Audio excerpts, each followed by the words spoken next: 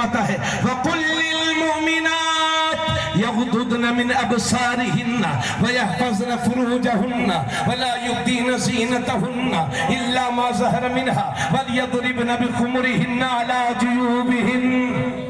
ماشاءاللہ اللہ فرماتا ہے اے نبی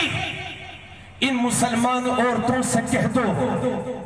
کہ اپنی نگاہوں کو نیچی رکھا کرے ذرا بولتے رہیے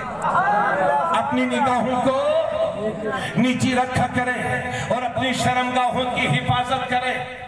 اور اپنے میک اپ کو ظاہر نہ کریں مگر جتنا خود ظاہر ہو وَلْيَضْرِبْنَ بِخُمُرِهِنَّ عَلَى جُيُوبِهِنَّ اور اپنے گلے میں دوپٹہ ڈال لیا کریں یہ میرا رب فرماتا ہے ان عورتوں کے لیے مگر مسلمانوں آپ کے تو دماغ ہی خراب ہو گئے اگر جیب میں 2-4 لاکھ روپیہ آ گیا تو بولی بدل گئی اس مسلمان کی کہتے ہیں صاحب نظر کا پردہ نہیں ہوتا بلکہ دل اچھا ہونا چاہیے ایسی بولتے نا دل صاف ہونا چاہیے نظر کا پردہ نہیں ہوتا مگر سنو تبریز عالم قادری عرض کر رہا ہے تجربہ کر لینا آپ بھی لکھ لینا میری بات کو عمر ہے 80 سال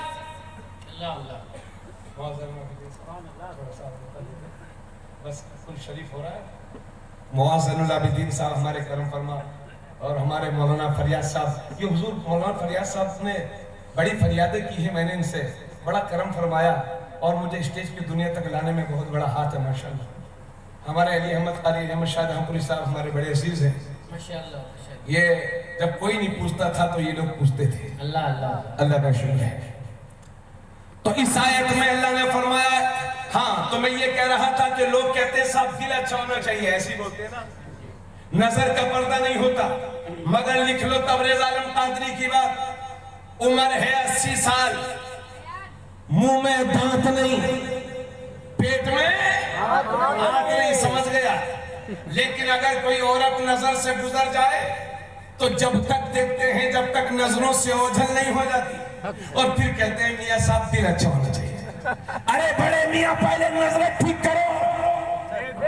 کیونکہ جب نظر بھٹکتا ہے تو دل بھٹکتا ہے جب نظر بھٹکتا ہے تو دل میں کھٹک پیدا ہوتی ہے اور جب دل میں کھٹک پیدا ہوتی ہے تو شہوت کا غلبہ ہوتا ہے اور جب شہوت کا غلبہ ہوتا ہے تو سوچ جنم لیتی ہے اور جب سوچ جنم لیتی ہے تو ارادے جنم لیتے ہیں اور جب ارادے جنم لیتے ہیں تو انسان کا یہ قدم سینہ کی طرف بڑھتا ہے سینہ سے نسب خراب ہوتے ہیں سینہ سے نسل خراب ہوتی ہے سینہ سے خاندان خراب ہوتے ہیں آقا فرماتے ہیں ہی نہ یزنی ثانی لا یزنی وہو مومن ثانی جس وقت زنا کرتا ہے وہ مومن نہیں رہ جاتا یعنی ایمان کی صفات سے محروم ہو جاتا ہے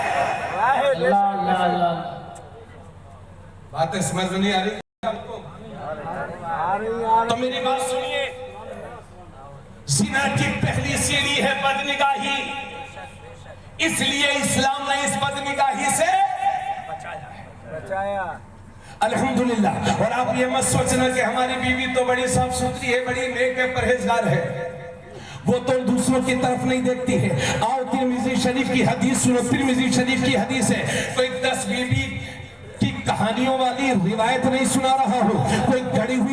گڑی ہوئی روایت نہیں ہے یہ ترمذی شریف کی حدیث ہے غور سے سنیے گا انقلاب آ جائے گا انشاءاللہ زندگی میں میرے نبی تشریف فرما ہے اور ساتھ میں نبی کی 2 بیویاں ہیں ایک کا نام ہے حضرت ام سلمہ اور دوسری کا نام ہے حضرت میمونہ دونوں میری نبی کی بیویاں حضور کی بارگاہ میں ہیں اتنے میں سامنے سے ایک صحابی چلے آ رہے ہیں نام ہے ان کا حضرت عبداللہ ابن مکتوم جن کی ظاہری بصارت جا چکی تھی یعنی وہ نبی نہ تھے حضور کے گھر کی طرف تشریف لا رہے ہیں جب میرے نبی نے دیکھا کہ عبداللہ ابن مکتوم آ رہے ہیں تو اپنی دونوں بیویوں سے فرمایا پردے میں ہو جاؤ آڑ کر لو حجاب کر لو پردے میں ہو جاؤ عبداللہ ابن مکتوم آ رہے ہیں پردے میں ہو جاؤ تو حضرت ام سلمہ سے رہا نہ گیا عرض کرتی ہے یا رسول اللہ یہ عبداللہ ابن مکتوم ہی تو ہے یہ تو نابینا ہے یہ ہمیں دیکھ تھوڑی رہے ہیں تو آقا فرماتے ہیں ام سلمہ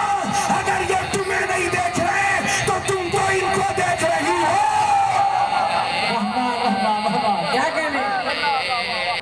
ارے جب کائنات کا نبی 1400 سال پہلے اپنی بیویوں کو ایک نابینا سے پردے کا حکم دے رہا ہے تو کیا یہ 1400 سال کی بعد کی بہو بیٹیاں आंखों वालों से पर्दा नहीं करेंगे। मुसलमानों, तुमने अपने ऊपर जुल्म करना शुरू कर दिया है। जब तक कम पैसे थे तो तुम शादी करते थे गांव में, और अब तुम्हारे पास पैसा हो गया तो शादी करते होटल में, और वलीमे के दिन लड़के की कुर्सी लगी और साथ में वहां दुल्हन की भी कुर्सी लगी। कुछ गैरत नाम की कोई चीज रह गई है कि नहीं? कुछ शर्म बची हुई है मुसलमानों में कि नहीं? ये किसने सिखा दिया आपको? ये मुशरिकाना रस्में कहां से आ गई आप में? और नाम है फातिमा,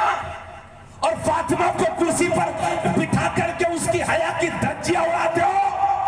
अरे सैयदा फातिमा रूठ गई तो तुम्हारी घर की औरतों को जन्नत नसीब न हो सकेगी। वो फातिमा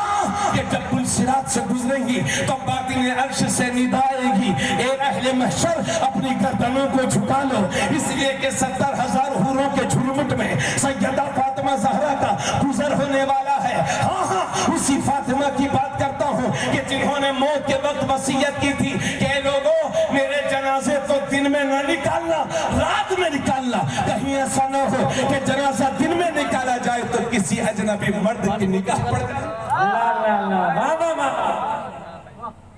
अब मैं यहीं पर रुक कर एक बात आपसे कहता हूं।